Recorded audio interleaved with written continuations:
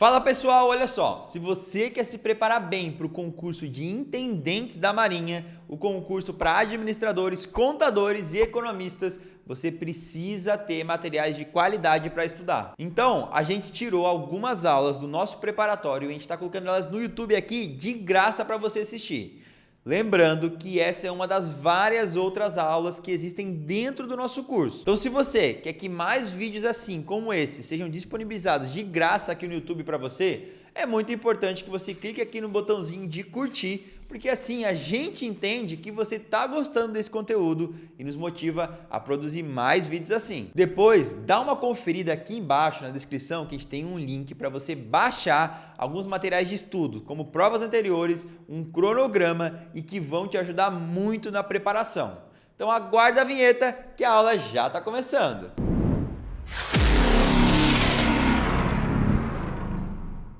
O estado do bem-estar social, também denominado welfare state, caracteriza-se pelo. Então a gente tem aqui, letra A, enxugamento da máquina administrativa, busca de estabilidade fiscal e transparência nos gastos públicos. Pessoal, não é uma questão de enxugamento, né, da máquina pública. Isso, inclusive, é uma característica que a gente teve no Estado neoliberal, né, mas não é uma característica do Estado de bem-estar social. Pelo denominado Estado mínimo, com atuação apenas na preservação da propriedade e da segurança. A gente tem Estado mínimo no Estado liberal e neoliberal. Então a gente já sabe que não é o welfare state. Mas aqui, como é que a gente vai saber se é o mínimo ou se é o mínimo do liberal ou o mínimo do neoliberal? Aqui ele fala preservação da propriedade e da segurança. Ele está falando em questões relativas aos direitos de primeira geração. Então, direitos de primeira geração vieram junto com o Estado liberal, porque no Estado de bem-estar social, welfare state, é que a gente tem os direitos de segunda geração. Então, não é a letra B também. Pela função de fomento da iniciativa privada nas áreas de interesse social, em substituição à atuação direta do Estado. Pessoal, também não é isso. Aqui ele está falando de fomento à iniciativa privada.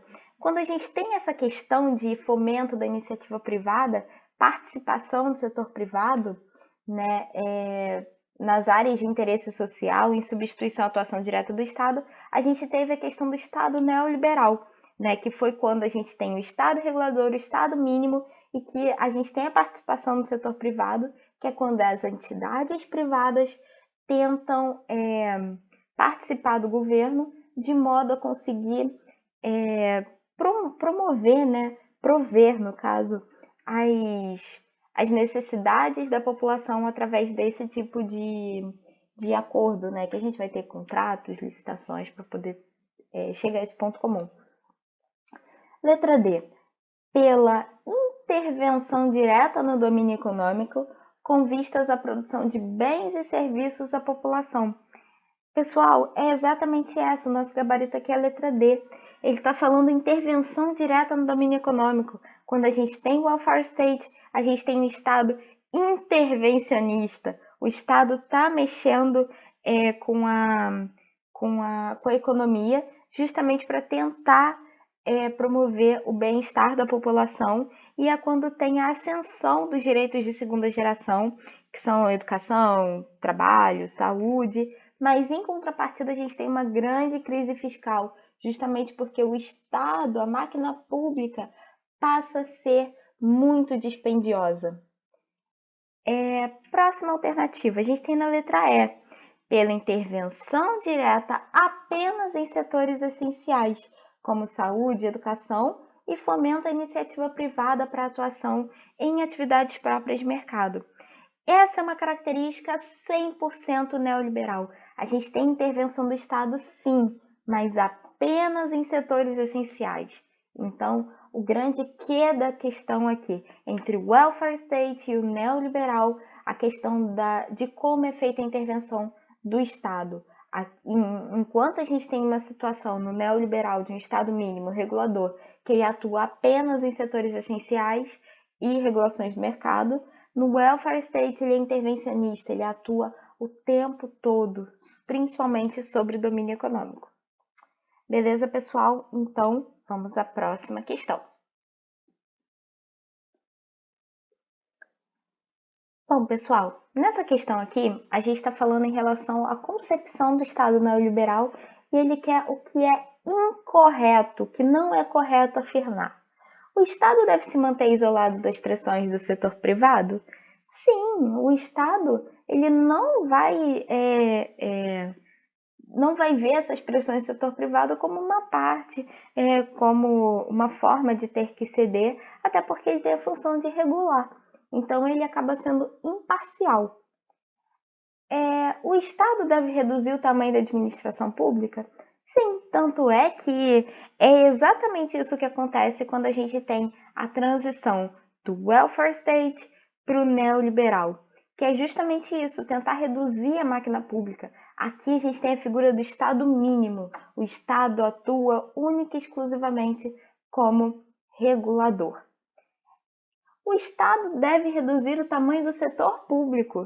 Sim, é o que aconteceu quando a gente tem a questão do welfare state, o Estado é intervencionista, o Estado atua em todas as áreas. Quando a gente tem a característica neoliberal, o Estado atua minimamente em áreas exclusivas, né, em áreas que são necessariamente essenciais. Então, a gente tem uma redução do setor público nesse momento, sim, até para poder reduzir o tamanho da máquina pública, reduzir os custos.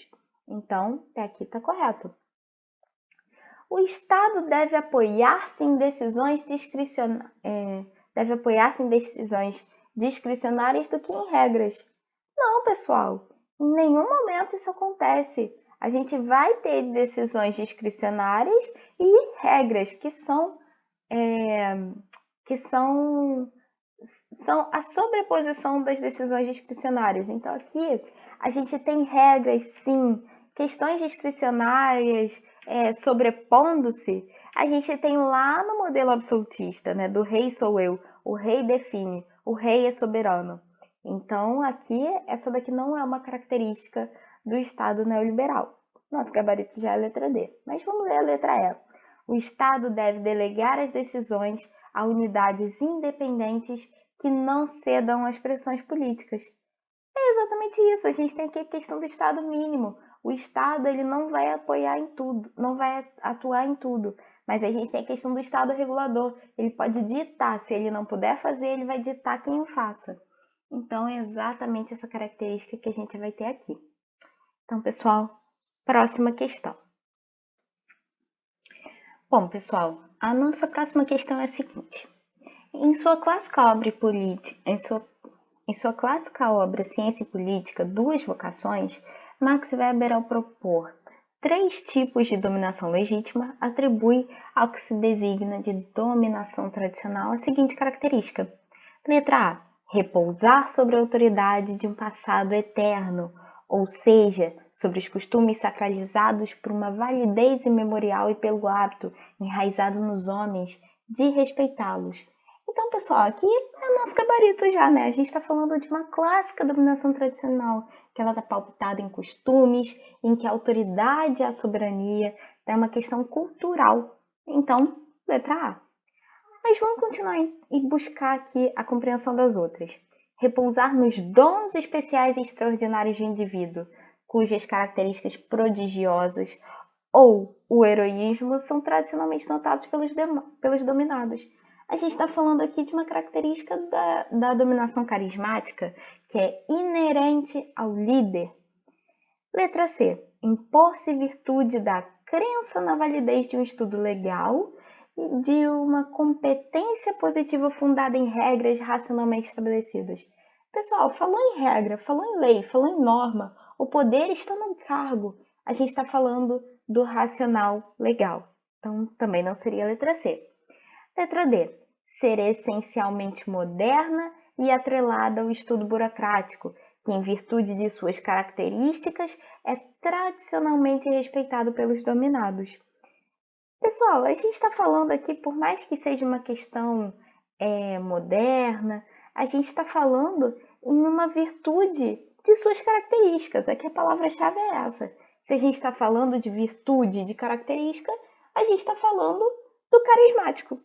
Então, apesar de ter várias palavrinhas aqui que podem remeter ao tradicional, a gente está falando em característica pessoal, característica inerente àquela pessoa. Então, estamos falando da carismática, dominação carismática. Letra E.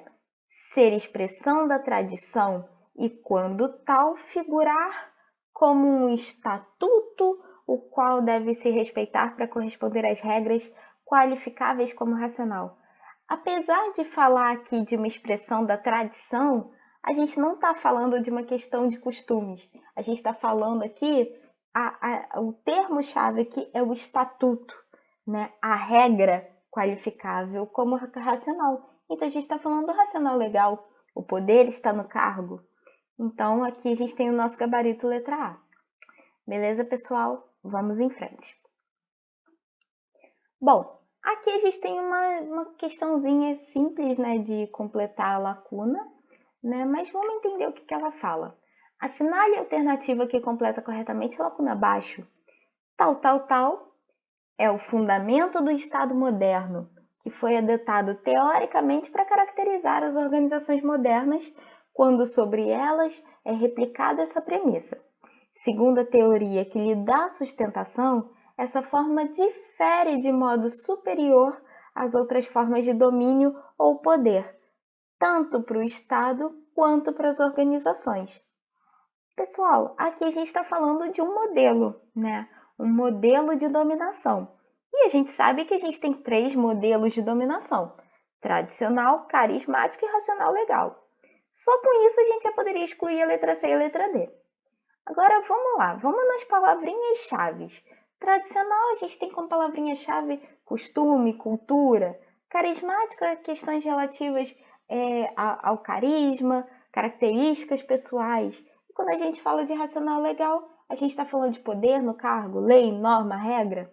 E aqui ele está falando que é o fundamento do Estado moderno, que foi adotado teoricamente para caracterizar as organizações modernas, quando sobre elas é replicada essa premissa.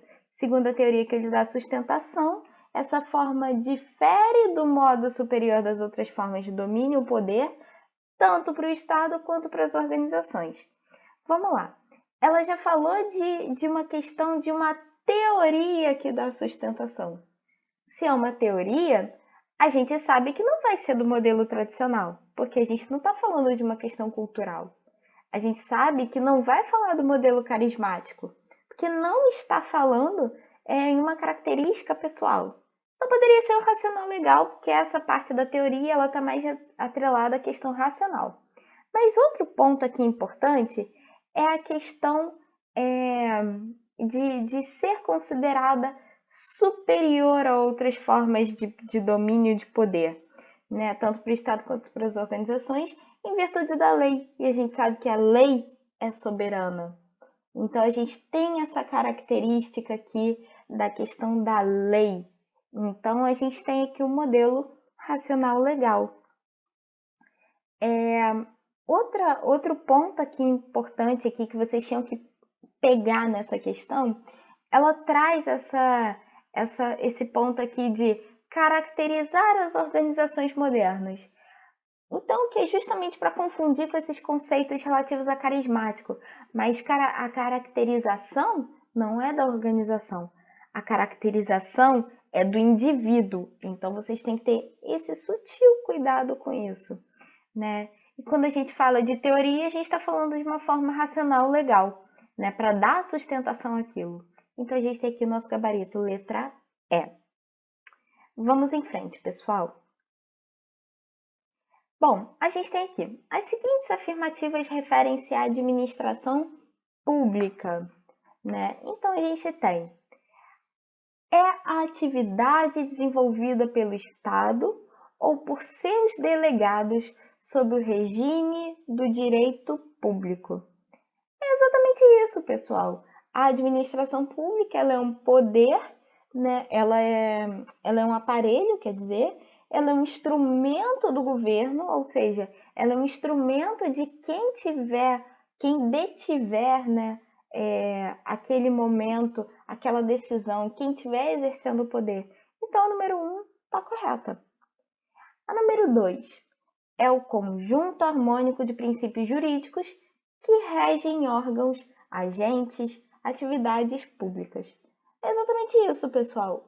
A administração pública é um aparelho público que vai executar funções e ela serve como instrumento do governo. Então, também está correto. 1 e 2 estão corretas. Número 3 é a atividade pública desenvolvida para atender às necessidades de instituições e organizações. Pessoal, aqui a gente tem uma questãozinha, porque a gente sabe que não é para atender às necessidades das instituições ou organizações. Aqui tudo é em prol do bem comum. Então a gente tem a administração pública, que é um instrumento do governo, que é um instrumento do Estado, que visa o bem comum. Então, no fundo, a gente está querendo atender às necessidades do bem comum. A administração pública é apenas um instrumento, é um aparelho. Então, a número 3 está incorreta. E a número 4 é todo aparelhamento do Estado para a prestação de serviços públicos, para a gestão dos bens públicos e dos interesses da comunidade. É exatamente isso, está correta a questão. A questão aqui a gente vai ter como gabarito letra B, 1, 2 e 4, que é justamente o que está descrevendo a nossa administração pública. Então, pessoal, vamos para a próxima. Aqui a gente tem uma outra questão de completar as lacunas, para a gente entender o que está... Entendendo alguns conceitos básicos. Então, vamos lá. Assinale a alternativa que completa corretamente a lacuna abaixo. Conceitualmente, as, pontinho, pontinho, são aquelas estabelecidas por lei no processo complexo que envolve as ações do Legislativo e do Executivo. Aqui a gente está falando em políticas de governo, políticas de Estado e políticas públicas. A gente já sabe que as políticas de governo, elas são influenciadas por conexões legais, né? Por relações. As políticas públicas, elas vão auxiliar na condução do Estado, né? E as políticas do Estado, políticas de Estado, elas são definidas por lei. Então a gente já sabe aqui que com isso, a nossa primeira alternativa seria políticas de Estado. Conceitualmente, as políticas de Estado são aquelas estabelecidas por lei no processo complexo que envolvem as ações do Legislativo e do Executivo. Então a gente já sabe que a política do Estado, a gente já podia sumariamente excluir a alternativa A, C e D. A gente só teria B ou E. Vamos ver se agora a próxima é política de governo ou políticas públicas. Enquanto que as, pontinho, pontinho, normalmente estabelecidas em planos para ação governamental. Pessoal, quando a gente está definindo em planos de governo, né, definindo determinadas ações, a gente está falando de uma política específica daquele governo, porque as políticas públicas, elas são independentes do governo. Então a gente teria o gabarito letra B, porque se a gente estiver falando de uma questão determinada ação, né, feita para aquele governo, para aquela gestão, a gente está falando de uma política de governo. Se a gente está falando de uma necessidade que é pautada em lei, a gente vai estar falando de uma política de Estado.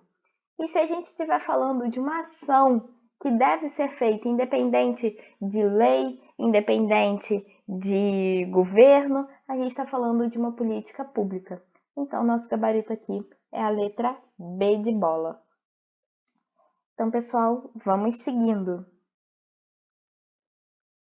Para a nossa penúltima questão, nós temos aqui. Alguns elementos são mais comumente encontrados na definição de políticas públicas. Nesse sentido, observe a afirmação abaixo e a seguir assinale a alternativa correta. Então, vamos lá. A política pública é feita em nome do público? Não, pessoal. A política pública, ela não tem dono, ela não tem direcionamento. Ela é uma obrigação que deve ser realizada em nome do todo. Então, não só é daquela coisa da res pública, a gente vai fazer em nome de toda a população. Então, a número 1 está errada. Número 2, a gente vai ter a política pública nem sempre é feita ou iniciada pelo governo. É exatamente isso, ela pode ter começado em outros governos, ela nem sempre ela pode estar descrita inicialmente, feita por um governante. A política pública, é o que eu falei anteriormente, ela está relacionada a uma coisa que deve ser feita, independente de quem começou, independente de quem está fazendo. A 2 está correta. 3. A política pública deve ser interpretada e implementada somente por atores políticos. É exatamente isso, pessoal. A gente não vai botar um ator privado, né, uma empresa privada, para interpretar uma política pública. Quem vai interpretar a política pública é um ator público, é um ator do governo, é um agente público. Então, a número 3 também está correta. A número 4. A política pública é o que o governo e a iniciativa privada devem fazer. Então, pessoal, é exatamente isso. Quando tem uma política pública, o governo pode se valer da iniciativa privada para defender essa causa, essa bandeira, independente de quem começou, independente de quem a mantém, independente de ter iniciado ou não em algum determinado tempo, época, isso é independente. O ponto aqui é a gente tentar realizar aquela política pública, que são aquelas, né, regulatórias para controlar, segurança para manter a paz, distributivas para auxílio, são aquelas assistenciais de auxílio, e as redistributivas que vão falar de economia e o bem-estar financeiro, bem-estar geral da população. Então, a número 4 também está correta. E por último, a gente vai ter aqui a número 5. As políticas públicas são instrumentos do governo para a ação. Opa, do governo? Não, elas não são instrumentos do governo. Tanto é que ela pode começar a qualquer momento. A política pública, ela é um instrumento do Estado como um todo, não só do governo, porque o governo, em 4 anos, ele vai ser alterado. Então, não é isso. Beleza. Aqui, nesse caso, a gente estaria falando de uma política de governo. Então, pessoal, a gente tem aqui o nosso gabarito letra B. Somente 2, 3 e 4 estão corretos. Pessoal, então vamos fazer uma breve revisãozinha aqui do que a gente aprendeu aqui nessa aula. A gente falou sobre o Estado, sobre o governo, a gente falou sobre os modelos absolutista e liberal, né? A gente viu que o Estado ele tem que ter território, povo, governo soberano, que é o Estado que vai realizar as ações. A gente viu o que é o governo. O governo é aquele condutor, é aquela pessoa que vai direcionar o Estado em prol do objetivo principal, que é o bem comum.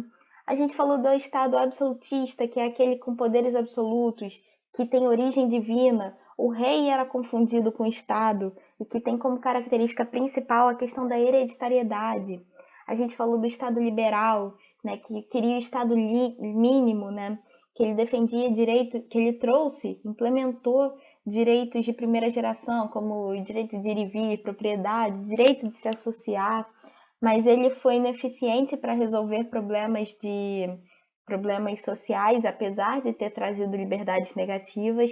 Então a gente vem com um Estado com extremo oposto, né, que é intervencionista, que trouxe direitos de segunda geração, como educação, saúde, trabalho, mas que são direitos, liberdades positivas, mas por conta dessa questão do Estado intervencionista, a máquina pública ficou muito grande, então propiciou uma crise fiscal que, com o modelo neoliberal que prezava por um Estado mínimo, regulador, com participação no setor, com a participação do setor privado para atuar em prol do bem-estar da população, mas o Estado tinha apenas participação em setores essenciais, tem a redução da máquina pública, a redução da administração pública, justamente para poder conter essa crise fiscal. A gente falou sobre poder e tipos de dominação. A gente falou aqui que a gente pode ter tipos de dominação tradicional, que ela é pautada em costumes, em que a autoridade é soberana. Falamos em características carismáticas, né, que é uma característica inerente ao líder. Falamos do modelo racional legal, que ele é pautado em leis, o poder está no cargo. Acabamos falando um pouco de desconcentração e descentralização, né, que teve de acontecer para a gente ter essa questão do neoliberalismo, né? Então a gente passou a ter essa criação de entidades, a gente passou a ter, não tem mais o controle na mão do Estado. Falamos um pouco, acabamos falando também tangenciamos, na verdade, questões relativas à eficácia e eficiência. Quando a gente fala em eficácia, estamos falando em necessidade de fazer, né? E quando estamos falando de eficiência, estamos falando em fazer da melhor forma possível. Falamos em políticas públicas, políticas de governo, políticas de Estado. Na política pública, a gente tem questões regulatórias, segurança, distributivas, redistributivas. Quando a gente fala em políticas de governo, a gente está falando em políticas atreladas àquele governo, àquele governante. E quando a gente está falando em políticas de Estado, falamos em políticas que são feitas em torno da lei.